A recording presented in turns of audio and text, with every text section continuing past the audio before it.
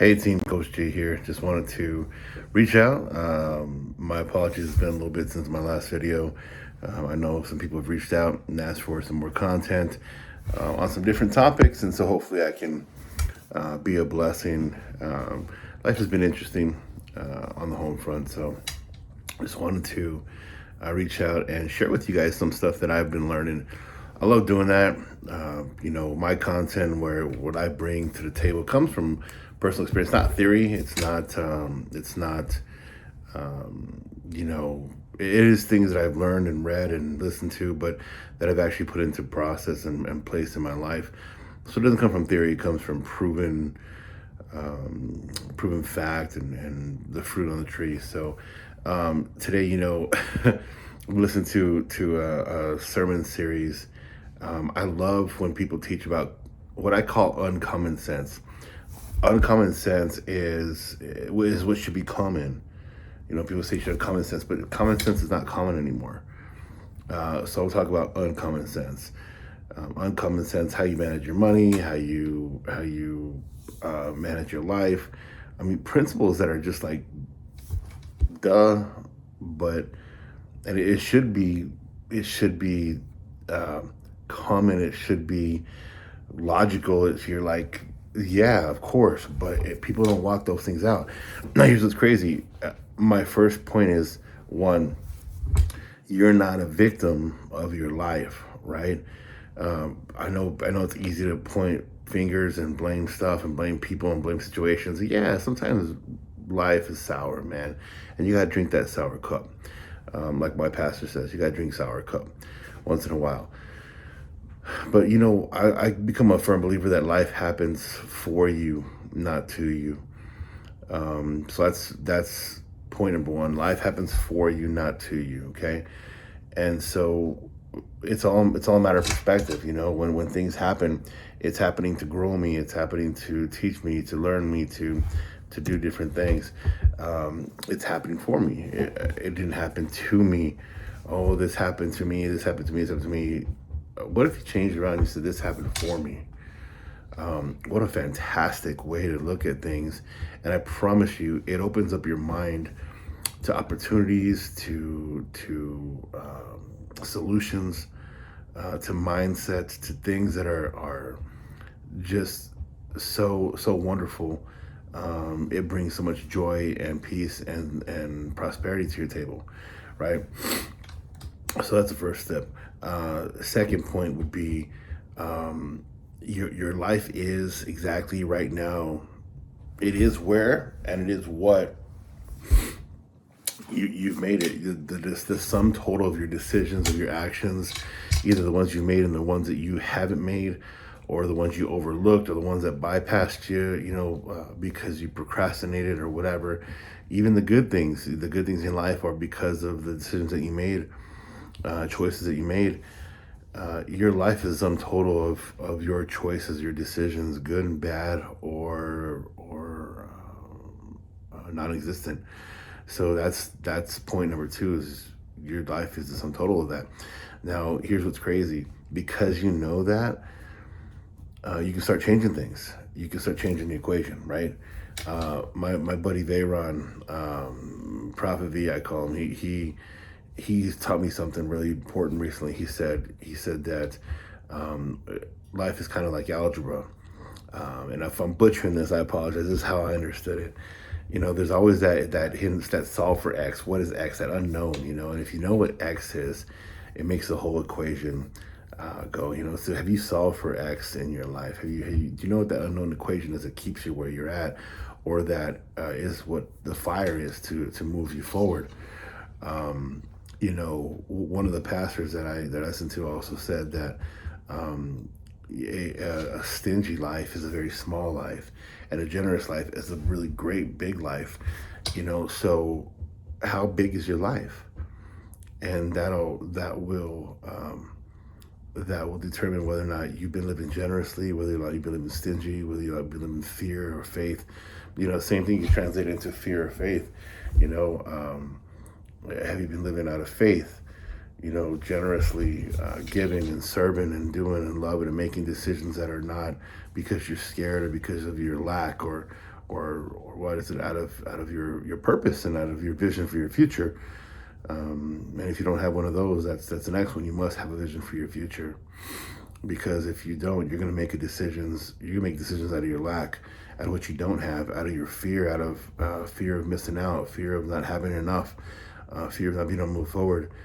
And Lord have mercy, it is a really, really dark place to make decisions out of that, because you'll always be minimal. You'll always be barely making it. You're always going to be barely getting by. And that's not what God has for you. That's not what I believe is promised to you. I believe a life of abundance is promised to you, but you must. And this is not, I'm not saying I'm preaching prosperity or a gospel of prosperity or whatever, but there is poverty, which is a curse. There's prosperity, which is fruit. But you can't live in either one. You have to live in the purpose.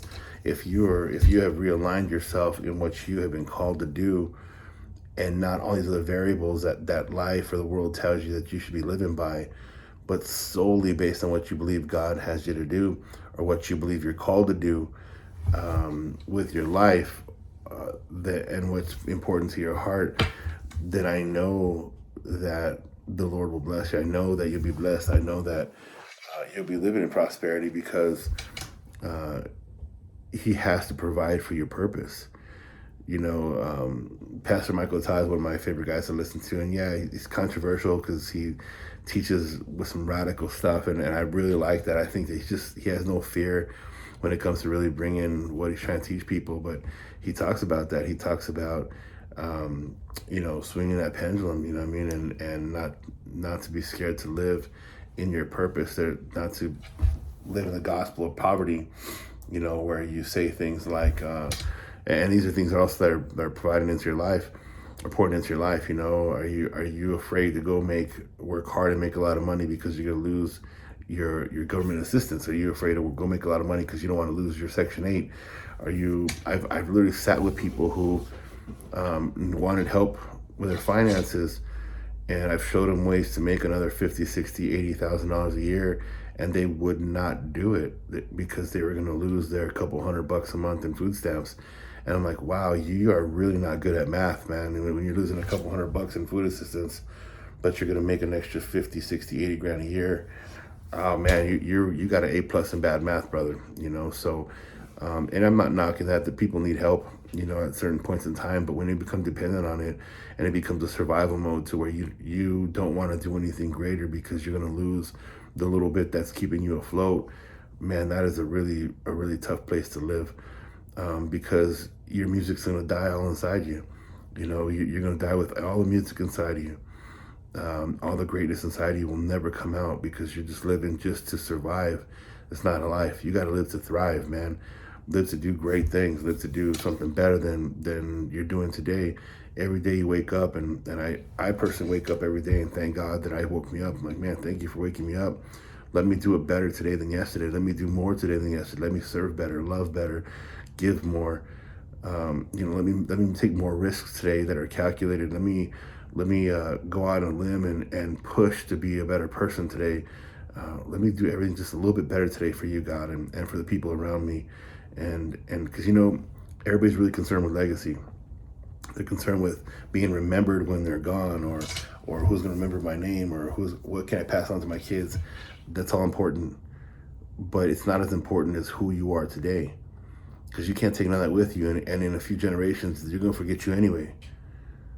But nobody will ever forget what you left in the world today, who you were today. Who did you go and be a kingmaker to today? Who did you brighten up today? How did you respond to people today? How did you make the world a better place today? What did you pour into your kids today? We live like we're guaranteed tomorrow, and that's very arrogant. We're not guaranteed tomorrow. We need to live legendary every single day and let our genius come out of us every single day, because that is what we sow into people and the world and our surroundings and our atmosphere and all these different things. We sow that into what's today, and that grows into what's tomorrow, and that grows into what's going to be here when we're gone. So if you want to create a real legacy, live legendary today. And that's my last point. Live legendary today. and let all your genius come out today. Maximize the day, seize the day today, and be all you can be today. Do not let it get slipped by just doing mundane things, just barely making it, spending all your time at work and being too tired to make a difference, man. You know, you're so busy making a living, you forget to make a life. You're so busy earning a paycheck that you forget to really make an impact in the world. And so I would say struggle. If you're gonna struggle hard to find that in your life. If you're gonna struggle one way or another, but do that. Fight for that. Don't let that go. I'm always here for you. If you need help, reach out. On Facebook, you know, Gil Carrion or G.E.Carrion. On Instagram, the GC Lifestyle.